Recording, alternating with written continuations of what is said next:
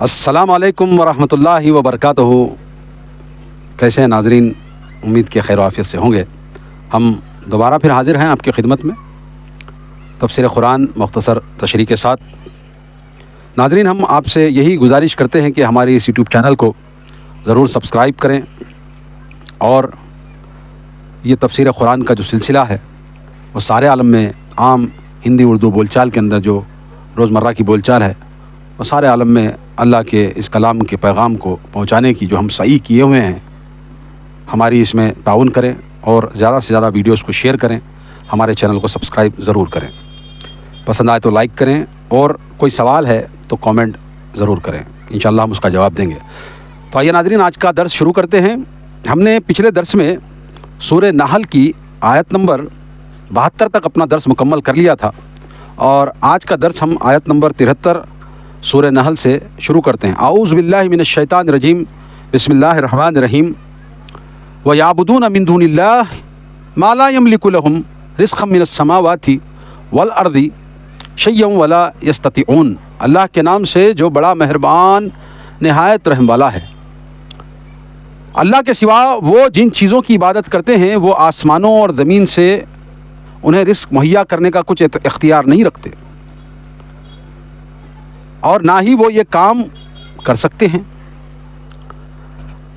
ناظرین، جس طرح پچھلے درس میں ہم نے جو مشرکین مکہ کے عبادات تھے، اللہ کے علاوہ جو دوسری ہستیوں کو پکارتے تھے، فرشتوں کو، بتوں کو، اور وہ بت ان کے سابق میں نیک لوگ تھے، ان کے مر جانے کے بعد ان کی عبادت کیا کرتے تھے اور جنات کی عبادت کیا کرتے تھے، اللہ کے علاوہ جس چیزوں کی عبادت کرتے تھے اس کے بارے میں ہم نے مختصر تذکرہ کیا تھا۔ اللہ تبارک و تعالیٰ آیت نمبر 73 سے وہی کنٹینیوٹی اللہ تبارک و تعالیٰ نے بتائی ہے کہ اللہ کے سوا وہ جن ہستیوں کی عبادت کرتے ہیں، جن چیزوں کی عبادت کرتے ہیں، چاہے وہ شجر و حجر ہو، چاند ستارے سورج ہو، یا پھر کوئی مردہ ہو، جنات ہو، شیاطین ہو، بت ہوں، جو بھی اللہ کے علاوہ جس چیز کی بھی وہ عبادت کرتے ہیں وہ آسمان اور زمین میں سے انہیں رزق نہیں دے سکتے۔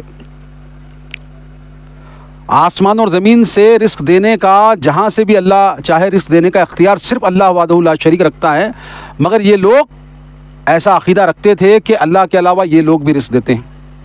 ان کا عقیدہ کیا تھا کہ یہ اللہ تعالیٰ کے نزدیک سفارشی کہلاتے تھے، تو ان کی عبادت کریں گے تو یہ اللہ سے جو ہے ہماری سفارش کریں گے۔ اس طرح کے عقائد مختصر بہت ساری جگہوں میں اللہ تبارک و تعالیٰ نے جامع انداز میں بیان کیا ہے، اسی کے سلسلے کی یہ اللہ تبارک و تعالیٰ نے بیان رکھی ہیں۔ تو اللہ تبارک و تعالیٰ کہتا ہے کہ یہ رزق نہیں دے سکتے، اللہ کے علاوہ جن ہستیوں کی یہ عبادت کرتے ہیں، جن چیزوں کی بات کرتے ہیں، وہ رزق دینے کا اختیار نہیں رکھتے زمین و آسمان میں کہیں پر بھی۔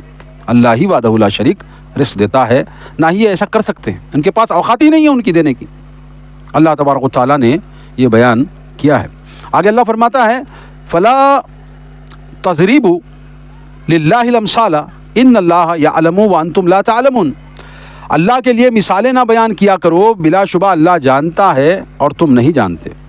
دیکھیے، اللہ تبارک و تعالیٰ کی جو مثالیں بیان کرتے تھے اس کے تعلق سے اللہ تبارک و تعالیٰ نے کہا ہے کہ اللہ تعالیٰ کے بارے میں زیادہ مثالیں بیان مت کرو، کیونکہ اللہ تعالیٰ جیسا کوئی بھی نہیں ہے کہ کوئی مثال اس کے لائق ہو۔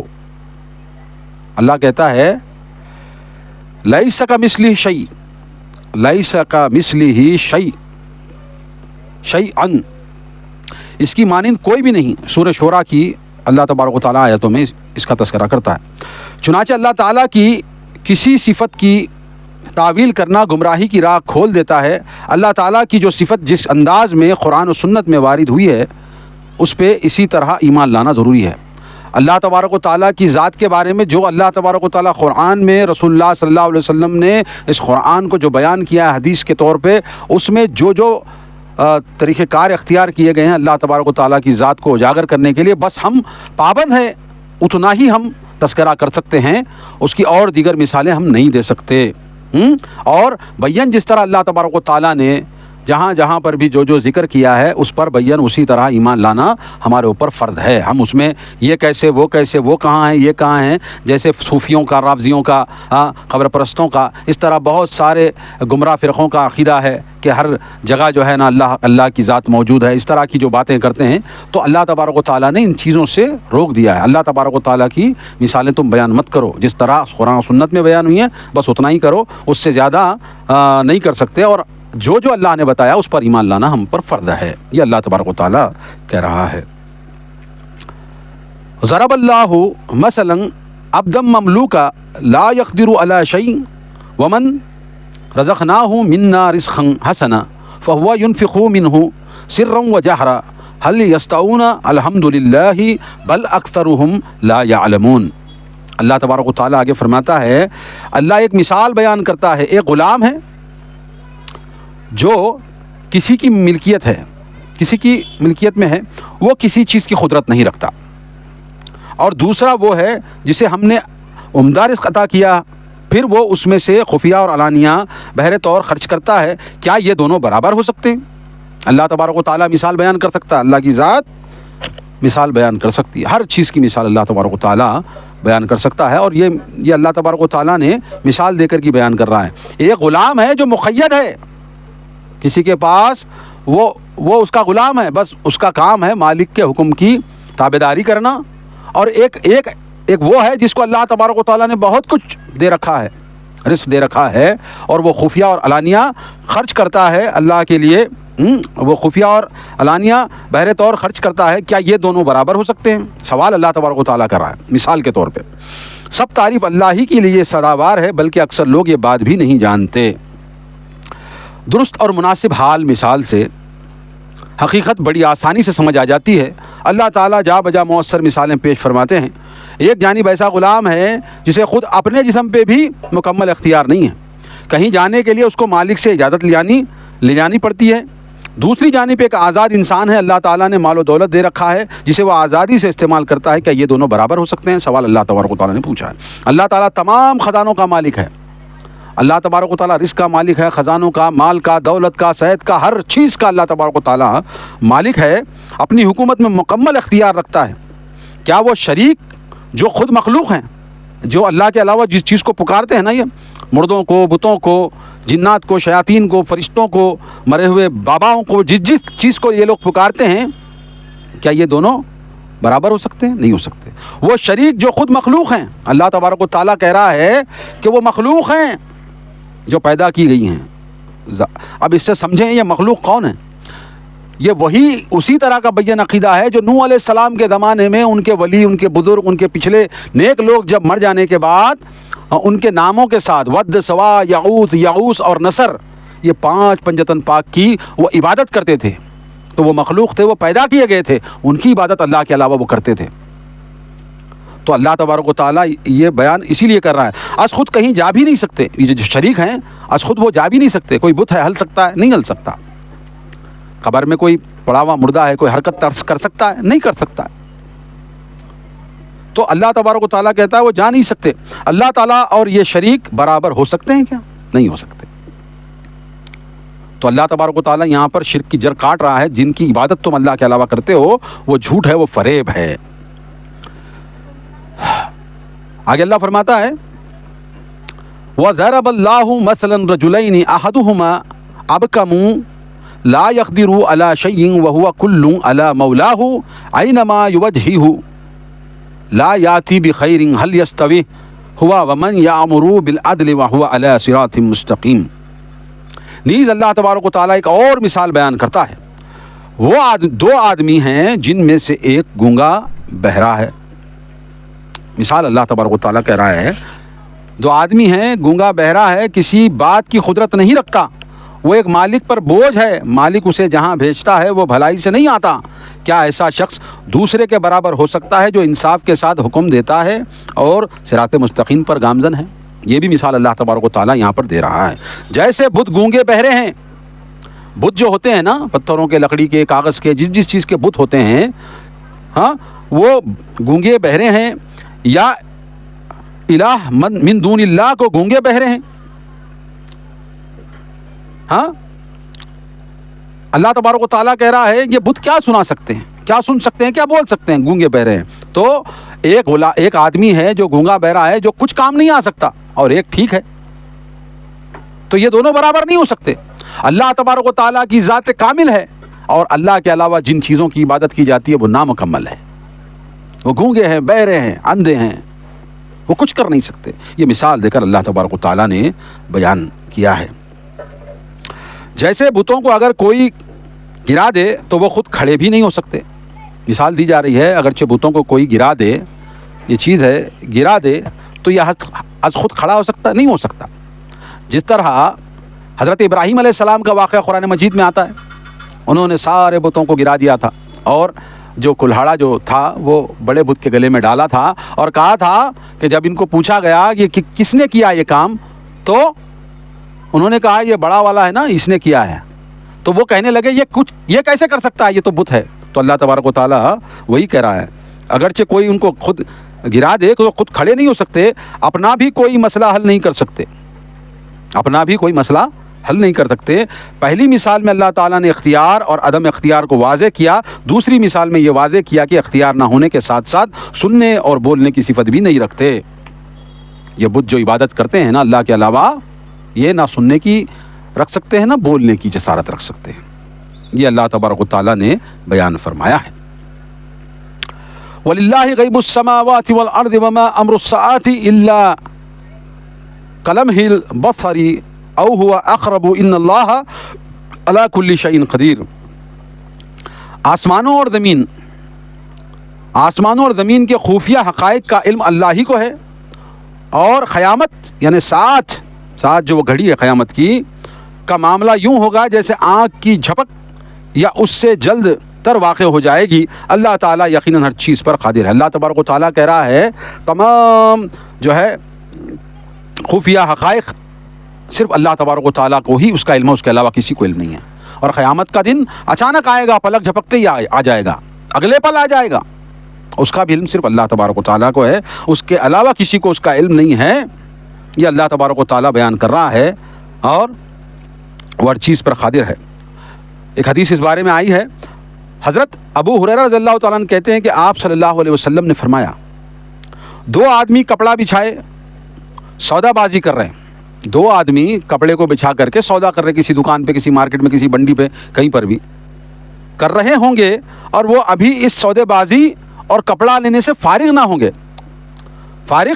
نہ ہوئے ہوں گے کہ قیامت آ جائے گی. اللہ کے رسول صلی اللہ علیہ وسلم نے مثال دے کر بیان کی ہے کہ دو لوگ کپڑے خرید و فروخت کی بات کر رہے ہیں, ایک دکاندار ہے اور گراہک ہے, دونوں کپڑا بچھا کر کے اس کی ریٹ طے کر رہے ہیں. ریٹ طے کرنے سے پہلے ہی ریٹ کتنی جلدی طے ہوتا ہے, 350, 300, 500, 400, 200, 250, کیا تو بھی ایک ریٹ میں طے ہو جاتا, بہت زیادہ ٹائم نہیں لگتا. تو اس طرح اچانک آ جائے گی, وہ طے بھی نہیں کر پائیں گے, اس چیز سے فارغ بھی نہیں ہوں گے کہ قیامت آ جائے گی. اور ایک آدمی اونٹنی کا دودھ لے جا رہا ہوگا اور وہ ابھی اسے پینے نہ پائے گا کہ قیامت آ جائے گی. اونٹنی کا دودھ دھویا اس نے, اب وہ ہاتھ میں اس کے اونٹنی کا دودھ ہے, وہ لے جا کر پی بھی نہیں سکے گا, اتنا وقت بھی نہیں لگے گا قیامت آنے کے لیے. اللہ کے رسول صلی اللہ علیہ وسلم نے بیان فرمایا. اور ایک آدمی اپنا حوض لیپ پوت رہا ہوگا, ابھی نہ اس میں پانی بھرا جائے گا اور نہ پیا جائے گا کہ قیامت آ جائے گی. اور ایک آدمی کھانے کا نوالا اپنے منہ کی طرف اٹھائے گا اور ابھی اس نے منہ میں نہ ڈالا ہوگا کہ قیامت آ جائے گی. بخاری شریف میں یہ روایت ہے سیدنا ابو ہریرہ رضی اللہ تعالیٰ عنہ سے کہ پلیٹ میں کھانا ہے, اب وہ ملا کر کے منہ میں جا کر کے نگل بھی نہیں پائے گا, مطلب پلیٹ سے ہاتھ اور منہ کا فیصلہ کتنا ہے, منی مائکرو سیکنڈ میں پہنچ جاتا ہے. اتنا وقت بھی اللہ تبارک و تعالیٰ نہیں دے گا اور اچانک قیامت آ جائے گی. اللہ کے رسول صلی اللہ علیہ وسلم نے بیان کیا ہے. ابو ہریرہ رضی اللہ تعالیٰ عنہ سے روایت کرتے ہیں کہ آپ صلی اللہ علیہ وسلم نے فرمایا, مجھے ایسے بھیجا گیا ہے کہ میں اور قیامت ایسے ہیں, یعنی دو انگلیوں کی طرح. یہ دو انگلیوں کی طرح قیامت اللہ تبارک و تعالیٰ کے رسول نے بیان کی ہے. قیامت اور میں اس طرح بیان کی ہے, اتنی قریب ہے, اللہ کے رسول نے بیان کیا ہے صلی اللہ علیہ وسلم. آگے اللہ فرماتا ہے واللہ اخرجکم من بطون امہاتکم لا تعلمون شیئا وجعل لکم السمع والابصار والافئدۃ لعلکم تشکرون الم یروا الی الطیر مسخرات فی جو السماء ما یمسکہن الا اللہ ان فی ذلک لآیات لقوم یؤمنون. اللہ تبارک و تعالیٰ آگے فرماتا ہے اللہ نے تمہیں تمہاری ماؤں کے پیٹ سے اس حال میں نکالا کہ تم کچھ نہ جانتے تھے، تم کچھ نہ جانتے تھے، اور اسی نے تمہارے کان، آنکھیں اور دل بنائے تاکہ تم اس کا شکر گزار بندے بن کر رہو، اس کا شکریہ ادا کرو۔ اللہ تبارک و تعالیٰ بیان فرماتا ہے تمہاری ماؤں کے پیٹوں میں تمہارے کان بنائے، آنکھ بنائے، کون بناتا ہے؟ کوئی ہاتھ ڈال کے بناتا ہے؟ اللہ کی قدرت جلیل بناتا ہے۔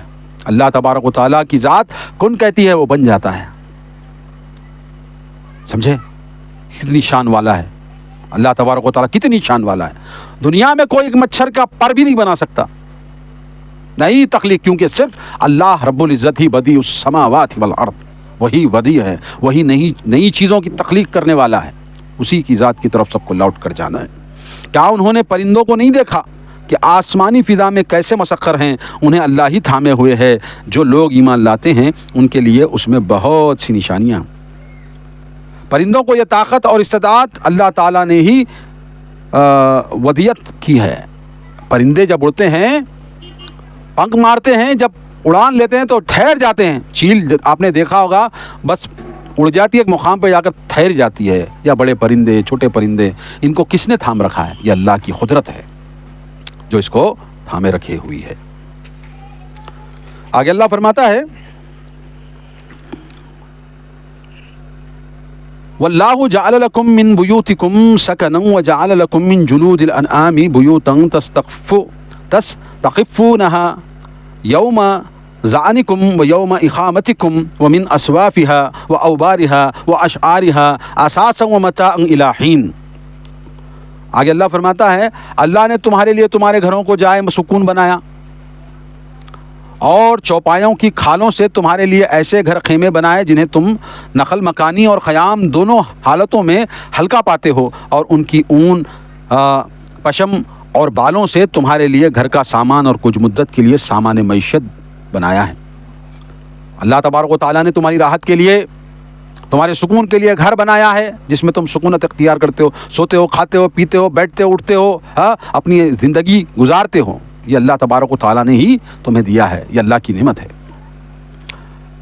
چوپایوں کی کھالوں سے تمہارے لیے اللہ تبارک و تعالیٰ نے ہی یہ علم دیا ہے کہ تم چوپایوں کی جو کھالیں ہیں، جو چمڑے ہیں، اس کو دباغت کر کے اس کو ہلکا بنا کے تم خیمے بنا لیتے ہو، چھاؤں کے لیے جھونپڑیاں بناتے ہو، اور نقل مکانی کے لیے ٹینٹ بناتے ہو۔ یہ اللہ تبارک و تعالیٰ کی قدرت جلیلہ ہے جو تمہیں سکھایا ہے، جس سے تم نقل مکانی کرتے ہو، اور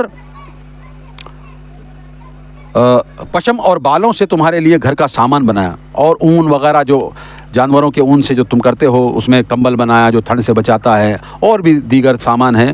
مکہ کا علاقہ غیر زرعی علاقہ ہے، یہاں کپڑے وغیرہ کی صنعت تو بالکل نہیں ہے۔ پہلے لوگ جانوروں کے چمڑے ہی سے اپنے خیمے بنایا کرتے تھے۔ یہاں پر مفسرین نے کہا کہ مکے میں کوئی کاٹن کی فیکٹری نہیں، کوئی کاٹن کی کھیتی نہیں، کوئی ریشم کا کام نہیں، کپڑا کیسے بنے گا؟ تو لہذا اللہ تبارک و تعالیٰ نے مکے والوں کے لیے نقل مکانی کے لیے، ٹینٹ بنانے کے لیے جو بھی ضرورت کی چیزیں ہیں، وہ جانوروں کے چمڑوں سے ہی اللہ تبارک و تعالیٰ نے ان کو وہ ہنر، وہ صنعت بتائی ہے۔ صوف بھیڑ کی اون جمع اسواف، وبر اونٹ کا بال جمع اوبار، شیر دمبے بکری وغیرہ کا بال جمع اشعار کا بال جمع اشعار، یعنی کہ اللہ تبارک و تعالیٰ نے بیان کیا ہے کہ اونٹ کا اون اور شپ جو مینڈا ہے، اس کا اولن سے، یہ بھی بہت ساری جو ہے چیزوں کے بارے میں اللہ تبارک و تعالیٰ نے تمہیں نعمت دے رکھی ہے، اور تم اس سے معیشت چلاتے ہو، خرید و فروخت کرتے ہو، اپنی زندگی گزارتے ہو۔ یہ اللہ تبارک و تعالیٰ کی نعمت اللہ گنا رہا ہے۔ واللہ جعل لکم مما خلق ظلالا وجعل لکم من الجبال اکنانا وجعل لکم سرابیل تقیکم الحر وسرابیل تقیکم باسکم کذالک یتم نعمتہ علیکم لعلکم تسلمون۔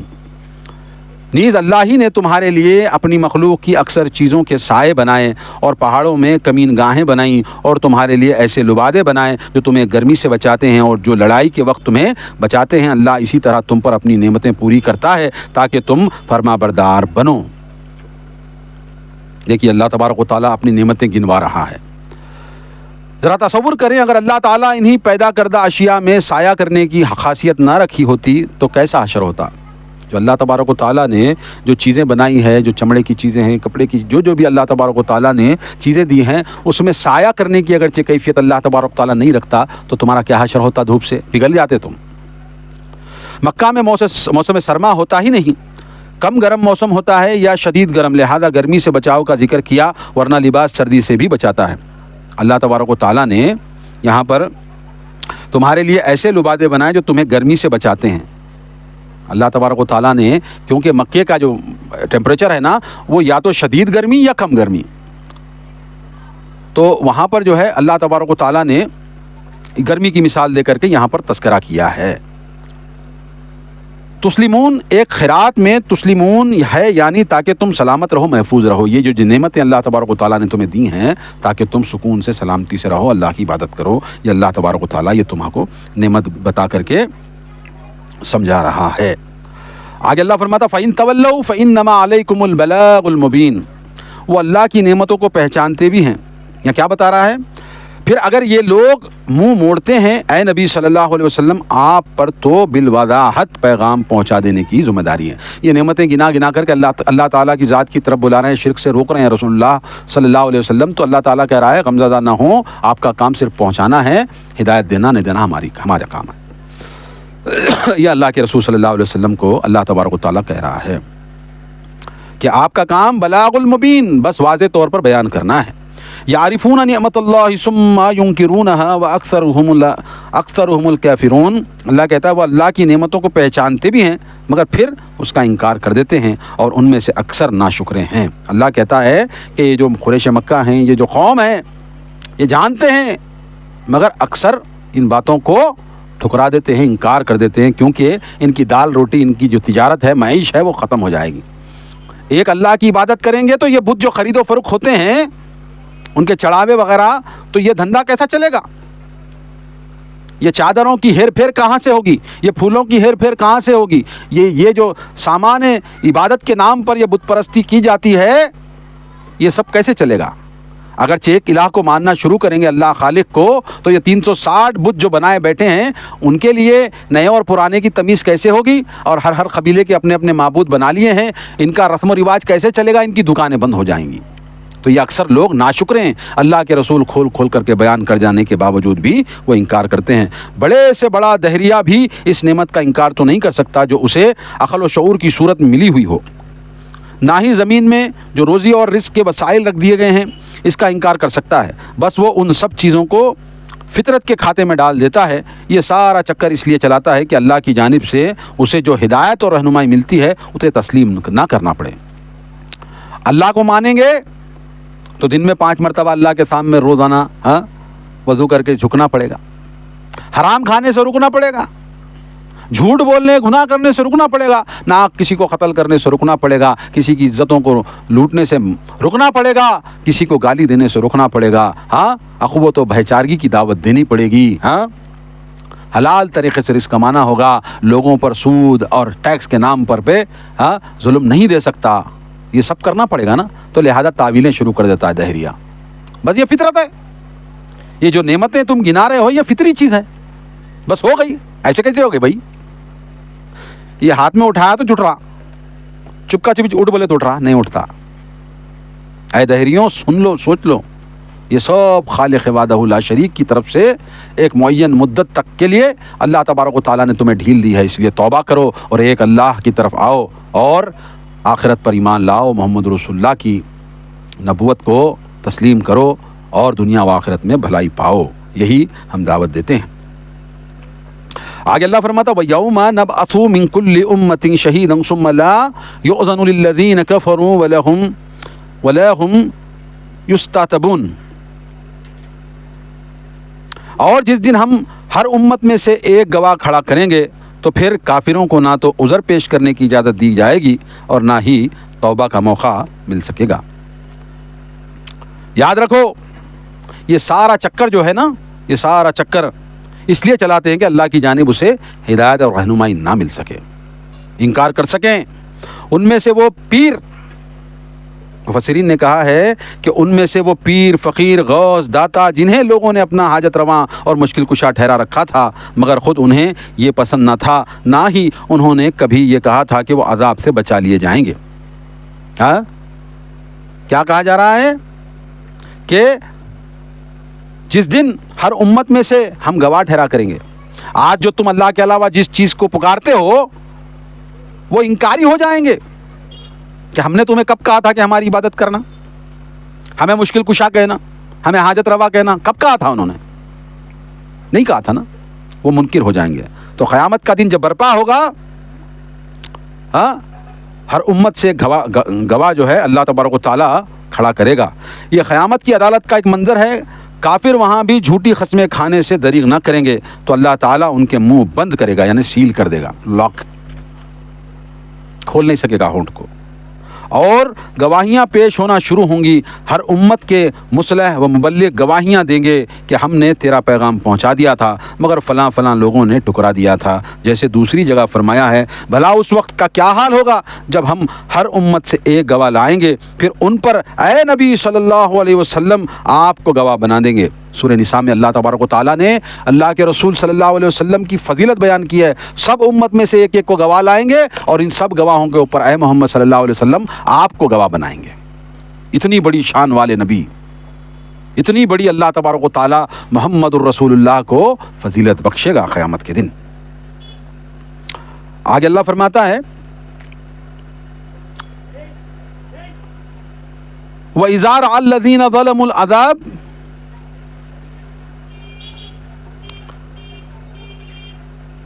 فَلَا يُخَفَّفُ عَنْهُمْ وَلَا هُمْ يُنذَرُونَ.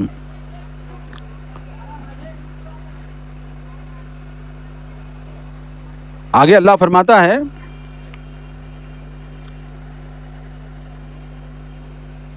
اور جب ظالم لوگ عذاب دیکھ لیں گے تو پھر ان کے عذاب میں تخفیف نہیں کی جائے گی، نہ ہی انہیں مہلت دی جائے گی. اللہ کہہ رہا ہے ظالم جب عذاب دیکھ لیں گے قیامت کے دن، نہ ہی ان کا عذاب اللہ کم کرے گا، نہ ہی کوئی عذر ان کے سامنے پیش کر پائیں گے، اور ان کو اللہ تبارک و تعالیٰ عذاب دینے میں مہلت بھی نہیں دے گا کہ بھئی تھوڑی دیر سے دیں گے. نہیں، فوری طور پہ اللہ تبارک و تعالیٰ ان کو عذاب دے کر رہے گا.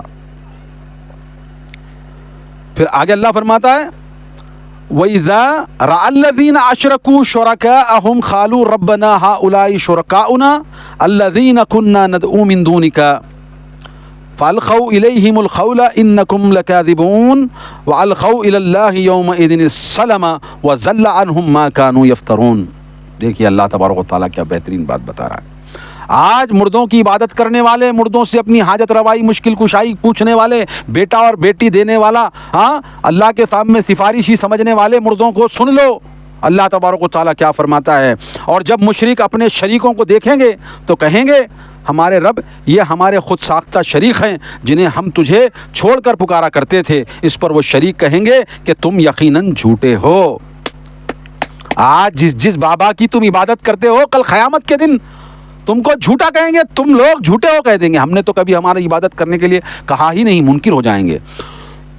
دیکھیے مفسرین بیان کرتے ہیں، آج غوث، داتا، دستگیر وغیرہ جنہیں گمراہوں نے اللہ کے شریک ٹھہرا رکھا تھا، وہ فوراً اپنی برات کا اظہار کر دیں گے کہ ہم خود اللہ تعالیٰ کی عبادت کرتے تھے، ہم نے تو کبھی یہ نہ کہا تھا کہ ہمیں شریک ٹھہراؤ، نہ ہی اس بارے میں تمہارے پاس کوئی دلیل تھی، لہذا اپنے اس کام میں تم خود ہی جھوٹے ہو. ہم نے کب کہا تھا بھائی کہ ہماری اللہ کے علاوہ عبادت کرو، ہمیں مشکل کشا ٹھہراؤ، ہمیں حاجت روا ٹھہراؤ، ہمیں بیٹا اور بیٹی دینے والا سمجھو؟ ہاں، ہم نے کب کہا تھا تم کو؟ ہم تو دنیا میں چلے گئے تھے دنیا سے، اور ہمارا تعلق تمہارے سے تھا ہی نہیں. تو تم جس کی اللہ کے علاوہ جس کی عبادت کرتے ہو، جس کو داتا، جس کو دستگیر، جس کو جو بھی تم نام دے کر کے تم پکارتے ہو، ہاں، یا فلاں المدد کہہ کر کے تم پکارتے ہو، وہ فوری طور پر منکر ہو جائیں گے اور تمہیں جھوٹا کہہ دیں گے. یاد رہے یہ وہ شرک ہے جو نبی،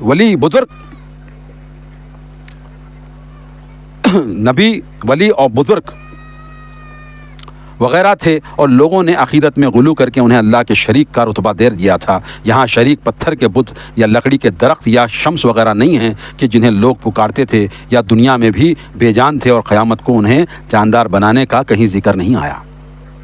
یہ کن ہستیوں کے بارے میں اللہ تبارک و تعالیٰ پوچھ رہا ہے؟ یہ اللہ تبارک و تعالیٰ قیامت کا ایک منظر کھینچ رہا ہے اور کہہ رہا ہے، اور جب مشرک اپنے شریکوں کو دیکھیں گے جو شریک کرتے تھے تو کہیں گے ہمارے رب یہ ہمارے خود ساختہ ہمارے شریک ہیں، یہ ہمارے شریک ہیں اللہ، یہ ہمارے شریک ہیں جنہیں ہم تجھے چھوڑ کر کے ان کو پکارتے تھے، مشکل کشا حاجت روائی کرتے تھے. اس پر کہیں گے، اس پر وہ شریک جواب دیں گے ان کو جب کہیں گے تم یقیناً جھوٹے ہو۔ تب یہ جو بت ہیں، لکڑی کے، پتھر کے، کسی بھی چیز کے، کاغذ کے، جو بھی بت ہیں، وہ تو قیامت کے دن زندہ ہی نہیں ہوں گے نا، اٹھائے نہیں جائیں گے بت، تو اٹھائے کون جائیں گے؟ قبروں سے کون نکلیں گے؟ زندے لوگ جو مرے ہیں وہی نکلیں گے نا، انہی سے کلام ہوگا نا۔ تو یہ آیتیں صاف طور پر یہی وضاحت کرتی ہیں کہ وہ قیامت کے دن اٹھائے جائیں گے، اور لوگ ان کو کہیں گے کہ یہ ہمارے شریک ہیں، یہ ہمارے مشکل کشا تھے، ہمارے حاجت روا تھے، تو وہ فوری طور پر کہیں گے، وہ بزرگ، وہ ولی، وہ انبیاء، وہ رسول، جو بھی جن کو اللہ کے علاوہ وہ پکارتے تھے، وہ فوری طور پر ان کو کہیں گے کہ تم جھوٹے ہو۔ اس دن وہ اللہ کے حضور اپنی فرما برداری پیش کریں گے، اور جو کچھ وہ افطرا پردازیاں کرتے تھے سب کچھ انہیں بھول جائیں گی۔ اب اللہ کے سامنے گر گڑائیں گے، اے اللہ ہمیں موقع دے، ہمیں موقع دے، دوبارہ زندگی دے، ہم تاکہ تیرے علاوہ کسی کی عبادت نہ کریں گے۔ تو اللہ تبارک و تعالیٰ ان کو کہہ دے گا ختم، no once again, no try again, سمجھے؟ گیم از اوور، ختم، نو ٹرائی اگین۔ تو اللہ تبارک و تعالیٰ یہ وضاحت کے ساتھ بیان کر رہا ہے کہ اللہ کے علاوہ کوئی عبادت کے لائق نہیں ہے۔ تم اللہ کے علاوہ کسی کو مشکل کشا نہیں کہہ سکتے، تم اللہ کے علاوہ کسی کو حاجت روا نہیں کہہ سکتے، تم اللہ کے علاوہ کسی کو بیٹا اور بیٹی دینے والا، سفارش کرنے والا نہیں کہہ سکتے، تم کسی سے دعا نہیں کر سکتے اللہ کے علاوہ۔ کیوں؟ کیونکہ اللہ تبارک و تعالیٰ کا یہ جو کلام ہے، قرآن مجید ہے، یہ وضاحت کے ساتھ کھول کر کے بیان کر رہا ہے۔ تو لہذا توبہ کرو اپنے ان شرک سے، اپنے ان جو ہے خرافات سے، بدعات سے توبہ کرو، اور صرف اللہ تبارک و تعالیٰ کی عبادت کرو، صرف اللہ تبارک و تعالیٰ ہی کو مشکل کشا سمجھو، اسی کو حاجت روا، اسی کو بیٹا اور بیٹی دینے والا، اس کے علاوہ کوئی نہیں، اللہ تبارک و تعالیٰ اس کے علاوہ کوئی نہیں۔ یہی قرآن مجید کا پیغام ہے، یہی ہمارا دعوت ہے، یہی ہماری آوازہ ہے، یہ ہماری دعوت ہے آپ کے لیے۔ معاشرے میں جتنے بھی لوگ ہیں جو اللہ کے علاوہ جس چیز کو، جن ہستیوں کو پکارتے ہیں، ان کے بارے میں قرآن مجید کھول کر کے بیان کرتا ہے وہ کن ہستیوں کے پکارتے ہیں۔ یہ باتیں بتوں کے بارے میں نہیں کی جا رہی ہیں، یہ باتیں ان مری ہوئی ہستیوں کو، ان پاک باز لوگوں کو جن کو بعد کے لوگوں نے مشکل کشا اور حاجت رواں بنا لیا ہے، ان کے بارے میں تذکرہ اللہ تبارک و تعالیٰ کر رہا ہے۔ بت وغیرہ نہیں اٹھائے جائیں گے قیامت کے روز، مگر یہ شریک اٹھائے جائیں گے جو لوگ ان کو شریک کرتے تھے۔ کون کرتے تھے شریک؟ اب خود دیکھ لو۔ اللہ تبارک و تعالیٰ سے دعا ہے کہ اللہ تبارک و تعالیٰ تمام انسانیت پر رحم کرے اور سب کو ہدایت دے، اور ایک اللہ تبارک و تعالیٰ ہی کی عبادت کرنے کی توفیق دے، ان کو ہدایت دے، اور شرک اور مردہ پرستی، بت پرستی سے اللہ تبارک و تعالیٰ انسانیت کو دور کرے، خصوصاً مسلمانوں پر اللہ تبارک و تعالیٰ رحم کرے، ان میں شرکیہ حرکات ختم کرے، اور ایک اللہ سے ہونے کا یقین ان کے دلوں میں کوٹ کر کے ڈالے، صرف اللہ ہی کی عبادت کرنے والا بنائے۔ ہم یہی دعا کرتے ہیں، اللہ تبارک و تعالیٰ تمام مسلمانوں کو ہدایت دے۔ تو ناظرین، اللہ کے فضل و کرم سے ہم نے آیت نمبر 73 سے آیت نمبر 87 تک اپنا درس مکمل کر لیا ہے آج کا۔ ہم آپ سے یہی گزارش کرتے ہیں کہ ہماری اس دعوت توحید، اس دعوت قرآن، تفسیر قرآن کا مختصر ہم آپ کے سامنے تذکرہ کرتے ہیں، تاکہ قرآن مجید میں اللہ تبارک و تعالیٰ نے ہم سے کیا کیا کلام کیا ہے، کیا کیا احکام دیے ہیں، تاکہ ہم عام ہندی اردو بول چال کے اندر ہم سمجھ سکیں۔ تو ہم آپ سے یہی گزارش کرتے ہیں کہ ہمارے اس یوٹیوب چینل کو ضرور سبسکرائب کریں، ہمارے فیس بک، انسٹاگرام، ٹویٹر، جتنے بھی ہینڈل سوشل میڈیا ہے سب کو فالو اور سبسکرائب کریں، تاکہ یہ قرآن مجید کی جو دعوت ہے وہ تمام عالم تک، جہاں جہاں اردو ہندی بولی جاتی ہے، وہ پہنچ سکے۔ آپ کا بھی فرض ہے کہ ہمارے اس قرآن کی دعوت میں ہمارا تعاون کریں۔ تو حضرات، آج کے لیے درس بس اتنا ہی۔ ہم پھر دوبارہ جب اللہ تبارک و تعالیٰ کی حکم ہوگا، ہم دوبارہ آپ کے سامنے حاضر ہو جائیں گے۔ جب تک کے لیے مجھے اجازت دیں۔ السلام علیکم ورحمۃ اللہ وبرکاتہ۔